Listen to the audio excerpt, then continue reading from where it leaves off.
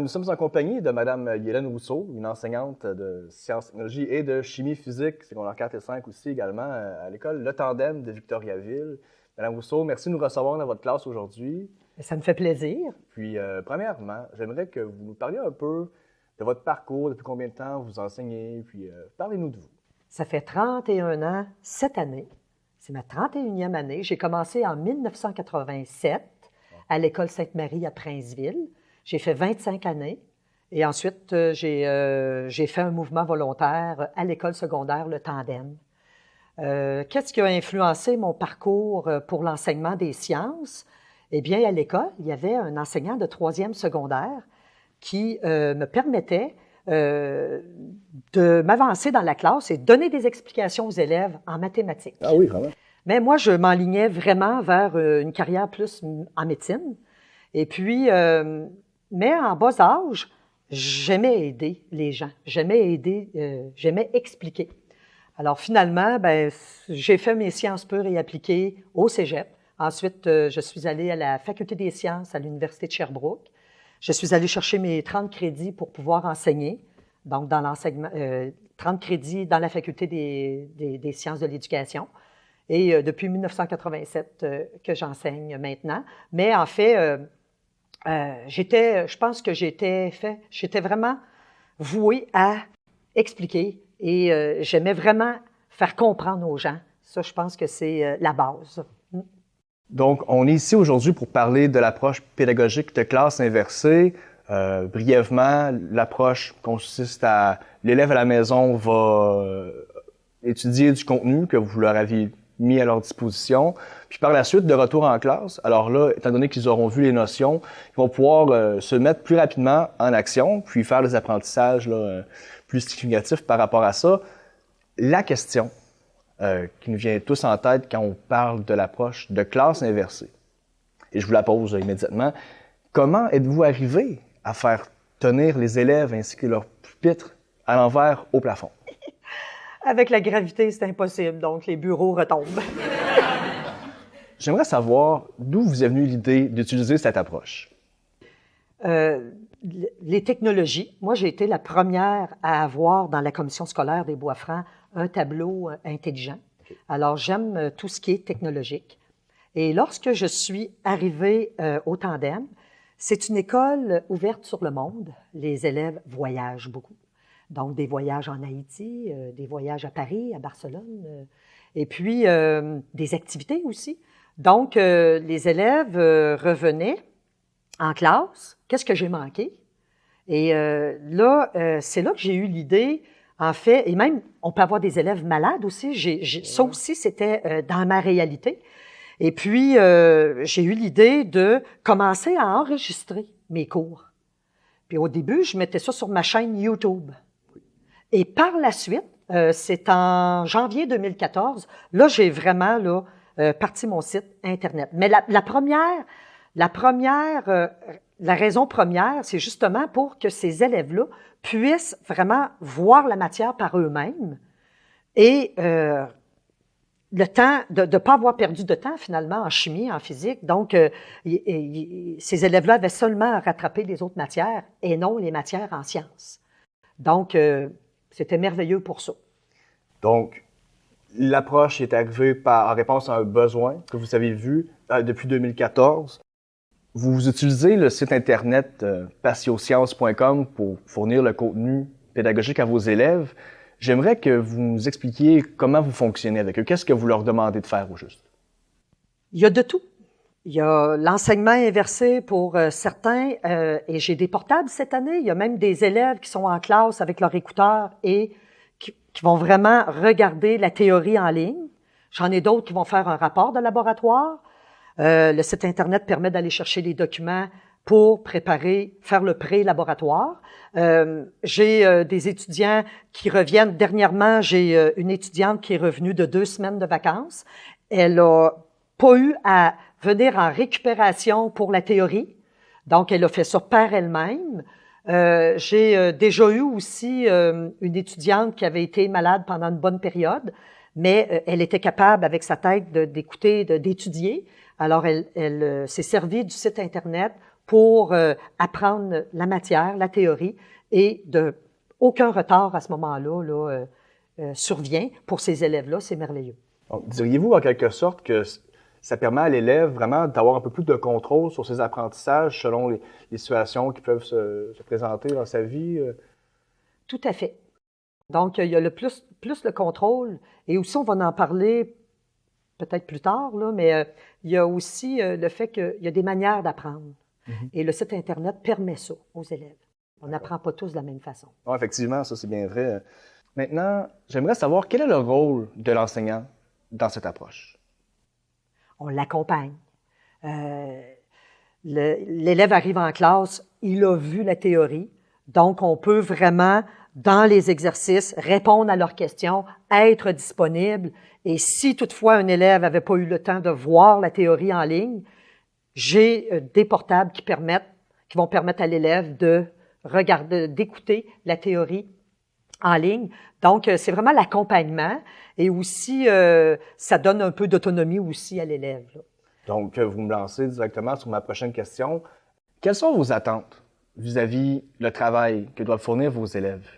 Les élèves, en début d'année, le savent que s'il y a une absence, une maladie, un voyage, peu importe, en sciences, ils n'ont pas besoin de s'inquiéter parce que les cours que je donne en classe sont sur le site Internet. C'est rassurant, ça. Donc ça, c'est très rassurant pour l'élève. Et je reçois régulièrement des félicitations en lien avec ça, justement. Je ne doute pas. Oui. On va aller dans le plus concret maintenant. On va aller voir un extrait d'une capsule que vous avez réalisée.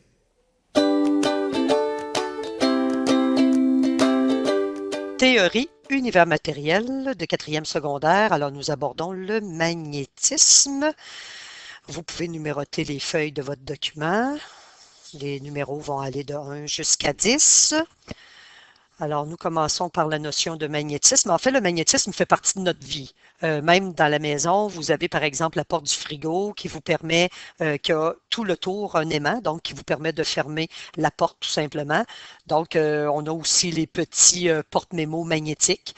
Donc, ça fait partie de la vie de tous les jours. Le magnétisme, c'est une propriété. On a déjà identifié ces propriétés-là en début d'année dans le rappel. Hein, on pouvait faire le test avec un aimant. Donc, certains matériaux ont cette propriété-là d'attirer ou de repousser un aimant.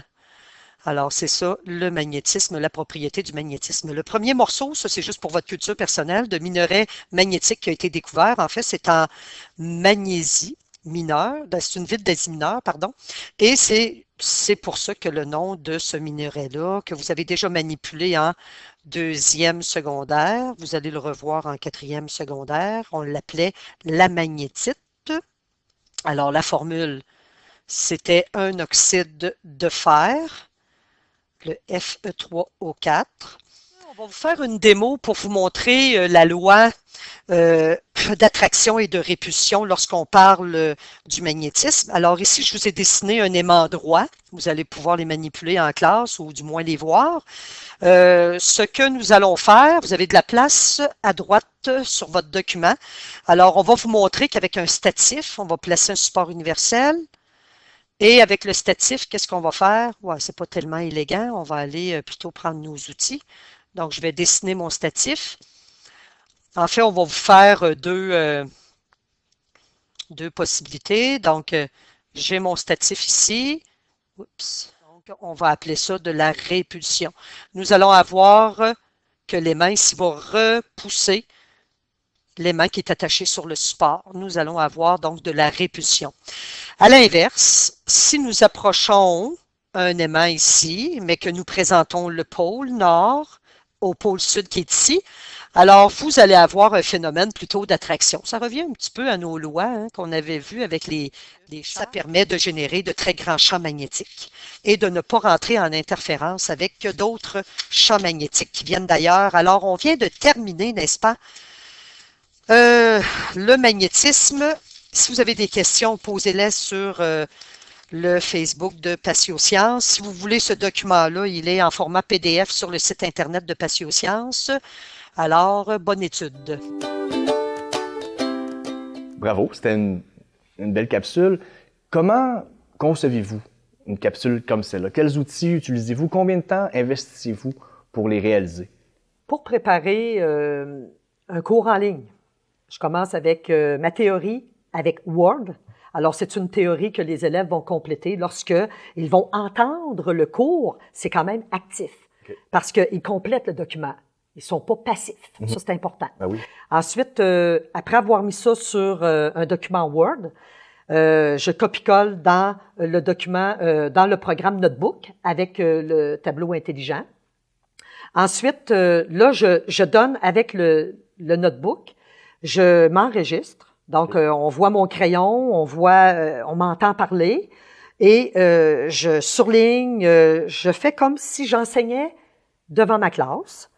Souvent, c'est plus relax, c'est plus tranquille. Les élèves, je vais un petit peu moins vite, hein, parce qu'on a le temps. On est chez nous en train d'enregistrer. En pantoufles, en pyjama. C'est ça, avec Choupette à côté de nous, notre chien. Oui, c'est ça. Et par la suite, ce que je fais avec ça, je mets ça sur ma chaîne YouTube de Patio-Sciences. Et ensuite, je mets le lien sur mon site Internet. Donc, c'est la démarche, là. En termes de temps, c'est difficile à évaluer, mais tout ce travail-là que j'ai fait, et il n'est pas terminé, hein? Il est toujours en évolution, mon site Internet. C'est des centaines et des centaines d'heures. Mais un cours, si on parle d'une capsule à peu près de 1 heure, il faut comme tripler le temps de préparation parce que je prends beaucoup de choses aussi dans ma tête. Avec mon expérience, je vais pas nécessairement, pas toujours m'inspirer de manuels. C'est vraiment mon expérience. C'est vraiment, je connais beaucoup mon programme, donc, et je sais aussi comment amener ça. Donc, des fois, il faut que je réfléchisse. Petite anecdote, là. Ouais. Présentement, je suis en train de concevoir un examen de laboratoire en mécanique, en physique de 5e secondaire. Ça sort tout de ma tête, là. Donc, c'est vraiment, c'est long de la conception lorsque on essaie de penser, OK, qu'est-ce que je peux aller chercher, qu'est-ce que je peux faire comme image, animation, des choses comme ça. Je prends un petit peu de choses sur Internet, mais très peu. Ça sort vraiment là de ma façon de voir, ma vision globale aussi. Ça, c'est très important, là. Et la chronologie de voir une matière, c'est très important aussi. Les liens aussi sont importants. Faut que ça fasse du sens pour que ça peut faire. On peut dire sur le site, supposons une capsule qui a duré 1 heure, on peut faire le x3 facile. D'accord. Puis, quel outil utilisez-vous pour vous enregistrer? C'est le petit outil qui est avec le notebook. Moi, j'ai mon casque avec micro, tout simplement, et on utilise le petit outil enregistreur, tout simplement. Ah, excellent. Lorsque vous avez commencé à utiliser cette approche, quelles ont été les réactions de vos élèves, de leurs parents? La réponse a été immédiate. Oui. J'ai des élèves, en fait, je me souviens, c'est mes élèves qui avaient fait le voyage en Haïti. 15 jours, alors pour de l'aide humanitaire. Et au retour, ces élèves-là avaient à reprendre plein de matières. Et je me souviens qu'un élève m'avait mentionné, j'ai eu besoin de seulement ma fin de semaine pour reprendre ma chimie et ma physique de 5e secondaire. Merci. C'était impressionnant. Et concrètement, les parents, j'ai eu, cette même année, j'ai eu une adolescente qui a eu un problème de santé. Et les parents se sont présentés à la remise du bulletin. Elle a été absente, je dirais, 1 mois. Et lorsqu'elle est revenue en classe, il n'y avait aucun décalage en sciences. Et ses parents sont venus me rencontrer pour la remise des bulletins.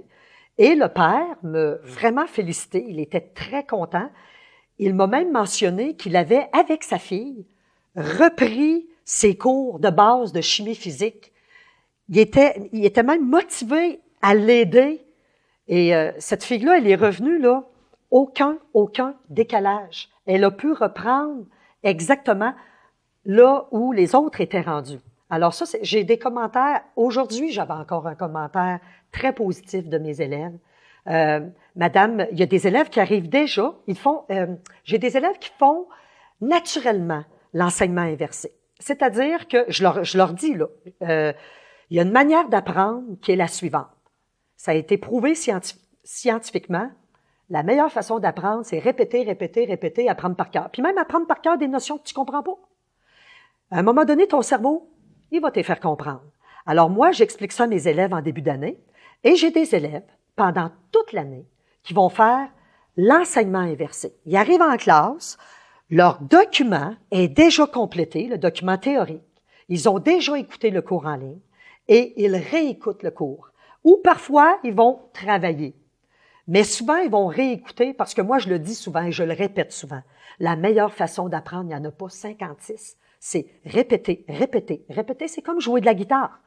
Une toune, tu l'entends une fois, même si tu joues de la guitare, faut que tu la pratiques. Et là, tu vas l'avoir puis tu vas la retenir.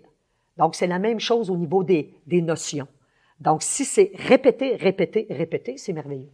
Donc, l'élève est vraiment autonome. S'il décide de faire lui-même la traditionnelle approche de classe inversée, parce que ça lui convient dans son mode d'apprentissage, il va la faire. Sinon, les élèves sont un petit peu laissés libres d'apprendre à leur propre manière dans cet environnement-là technologique que vous offrez, qui va même au-delà de vos intentions avec les commentaires que vous recevez, tout ça. Oui. Autre commentaire que j'ai reçu des élèves en lien avec les méthodes d'apprentissage, j'ai un élève qui m'a mentionné que sa façon, parce qu'on a 33 élèves, 34 élèves dans notre classe, et c'est pas vrai qu'on a tout le monde la même façon d'apprendre, c'est différent. Et un élève me mentionnait, plusieurs, me mentionnaient leur façon d'apprendre. Un, entre autres, lui, c'était de répéter après l'enseignant. C'est sa manière d'apprendre, mais c'est pas évident en classe. Alors, cet élève-là fait jouer le cours en ligne et il répète, tellement qu'il a fait peur à sa mère à un moment donné, parce que sa mère est rentrée dans sa chambre et elle lui a demandé « Mais avec qui tu parles? » Parce qu'il répétait ce que moi, je disais. J'ai une autre élève, elle m'a mentionné, « Madame, je vous écoute, moi, c'est ma manière d'apprendre. Moi, j'écoute les enseignants là, en classe, puis ça rentre pas. Moi, j'arrive chez moi, je mets le cours en ligne, ensuite, je fais pause et j'écris ce que vous dites. » Donc, c'est sa manière à elle d'apprendre. Puis, il y en a d'autres, simplement, ils vont, avant un examen, là, ils sortent rien de leur document théorique, ils remettent le cours en ligne, puis ils l'écoutent, simplement. Il y a plusieurs manières. Mais les élèves, en fait, ils répètent, puis ils écoutent, là.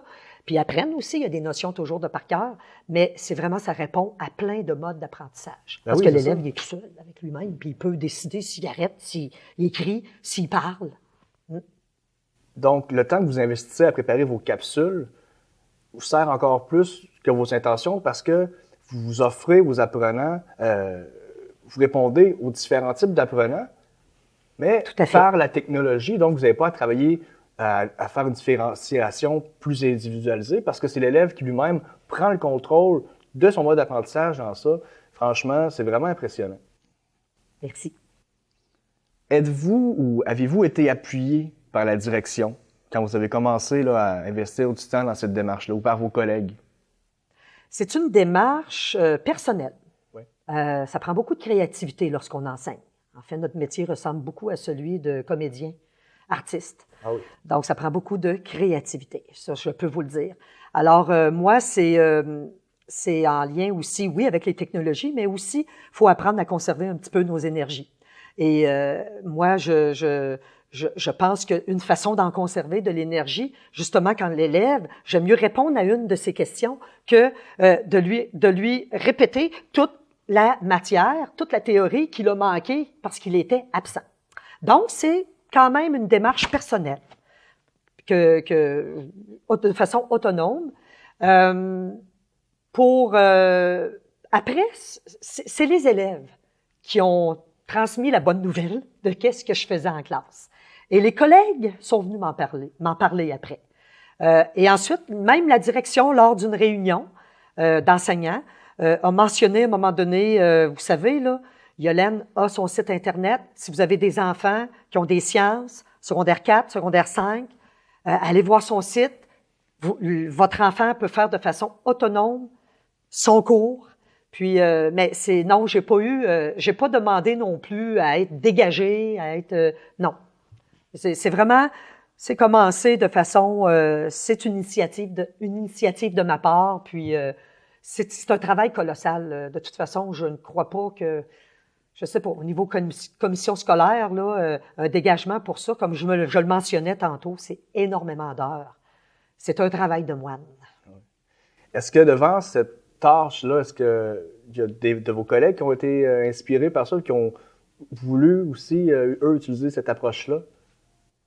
Le côté positif de cette approche-là pour le tandem, c'est que il y a encore, au niveau du 4e secondaire en sciences et technologies, nous avons encore des enseignants nouveaux à chaque année qui enseignent cette matière-là. Donc, eux, c'est le site Internet qui les aide. Il y a même, j'ai formé une enseignante sur 2 ans qui avait jamais enseigné des sciences de 4e secondaire. Le site ça a été sauveur pour elle. Même pour l'enseignant. Oui. Pour l'enseignante.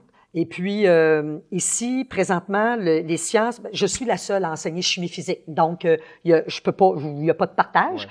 Par contre, en sciences, technologies et sciences, technologies de l'environnement, nous sommes 2 enseignants et l'autre enseignant utilise les mêmes outils, le même matériel. Ses élèves vont en ligne si ils sont absents, c'est la même chose. Et donc, c'est ça. Oui, les enseignants qui enseignent les sciences en 4e secondaire, et je suis la seule en 5e secondaire, on utilise le site Internet, on utilise les documents papier, on utilise les ressources, tout ce qu'on retrouve sur le site. On a vu qu'il y avait de multiples avantages à utiliser cette approche dans un contexte de classe. Diriez-vous qu'il y a des limites à son utilisation? Oui, encore, il y a une réalité aujourd'hui qu'on va vivre avec certains élèves. On a de plus en plus d'élèves qui sont dans 2 maisons, une semaine avec papa, une semaine avec maman. Et il n'y a pas toujours Internet ou un ordinateur chez papa ou chez maman. Ouais. Donc, mais en fait, en début d'année, ce que je fais, je demande la question aux élèves. Depuis quelques années, tous les élèves ont au moins un ordinateur, mais pas nécessairement Internet. Alors, en début d'année, ces élèves-là, simplement, amènent une clé USB et je mets tout simplement les cours sur leur clé USB. Simplement. Donc, la limite d'utilisation, à moins que l'Internet soit coupé, là, j'en vois pas, là, pour ma part, les élèves le savent. Vous avez un ordi à la maison, tout simplement. Si vous n'avez pas accès à Internet, apportez une clé USB, vous allez avoir les cours sur votre clé. Croyez-vous que cette approche peut être utilisée dans toutes les disciplines? Oui. Oui. Et faudrait pas se donner de limites. Moi, je pense, personnellement, l'éducation, c'est universel. Et moi, je pense qu'en 2018, on est rendu là.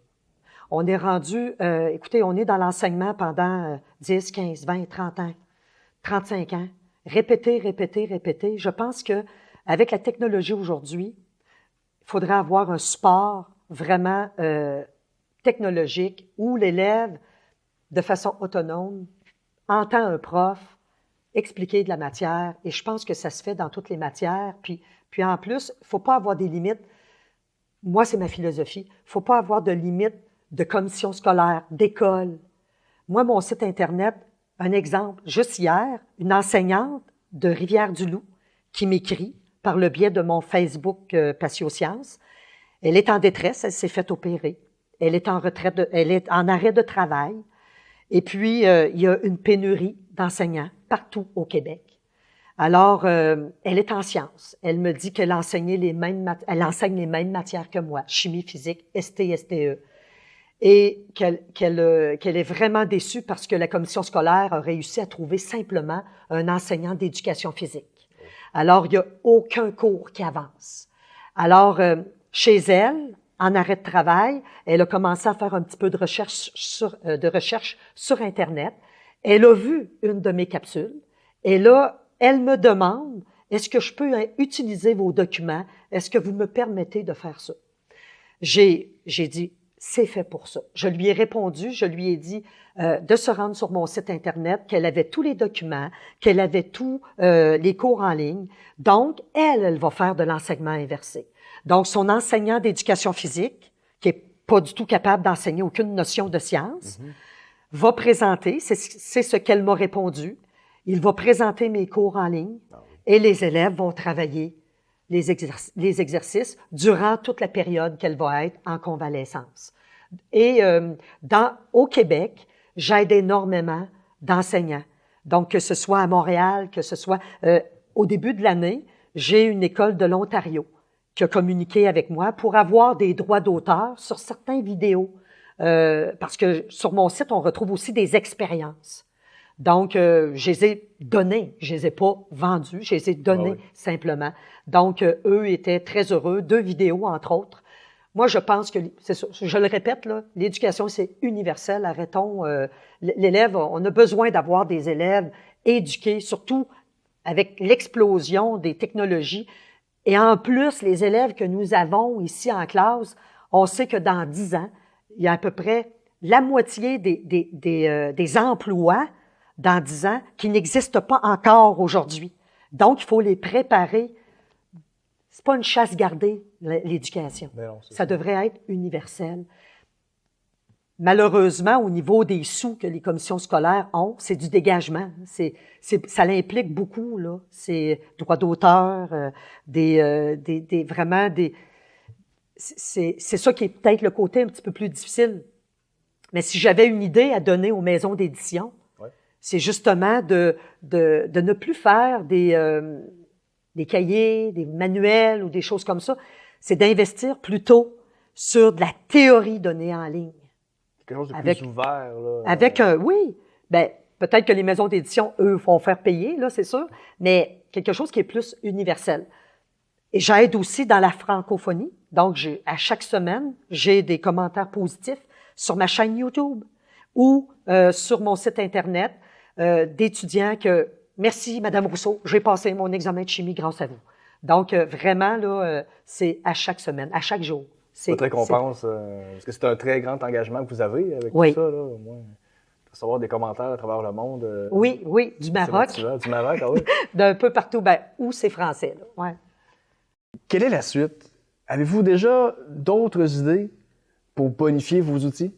Tout à fait. Je l'améliore tout le temps. Cette année, j'ai ajouté un onglet « Documents » où les élèves vont chercher les documents de laboratoire. L'élève peut se préparer, faire son pré-laboratoire avant même de se présenter au laboratoire dans le local. Ce que j'ai amené aussi, je suis en train de terminer ça. Alors, il y a beaucoup de laboratoires. Moi, j'ai beaucoup en sciences, on a beaucoup de laboratoires. Donc, j'ai commencé avec ma technicienne à filmer seulement la manipulation. Ce qui veut dire qu'un élève qui est absent lors d'un laboratoire va sur mon site Internet et va écouter les manipulations. Il voit la technicienne ou il me voit manipuler. Il prend ses résultats. Il est capable de faire la rédaction de son rapport de laboratoire. Oui. Maintenant, eh bien, j'adore mes élèves à qui j'enseigne. Alors, là, je suis en train de faire les cours du cégep en sciences. Donc, là, j'ai commencé la chimie. Cet été, il y a des cours aussi en mathématiques, là, des cours de calcul différentiel et intégral qui vont se faire. Parce que j'ai beaucoup de mes anciens élèves qui me posent aussi des questions en physique, en chimie et en mathématiques. Donc, ça, mon site Internet, éventuellement, ça, c'est pas du jour au lendemain, là, mais on devrait retrouver pas mal tous les cours de mathématiques du cégep, de chimie et de physique. Donc, j'ai pas de difficulté à me remettre dans la matière, pas du tout, là. Fait que c'est assez dans ma tête, là, pour, ouais. Fait que ça aussi, j'aurais pas nécessairement du gros bagage de maison d'édition. Je vais y aller avec le syllabus, simplement. Et puis, je vais donner la théorie. Donc, oui, il est en évolution. Tout le temps. Madame Rousseau, merci pour cette entrevue, pour le temps que vous nous avez accordé. J'aimerais que vous continuiez d'inspirer autant vos élèves que la relève enseignante. Bien, ça me fait vraiment plaisir. Tu peux leur commencer? Non, c'est parfait. C'est parfait. OK.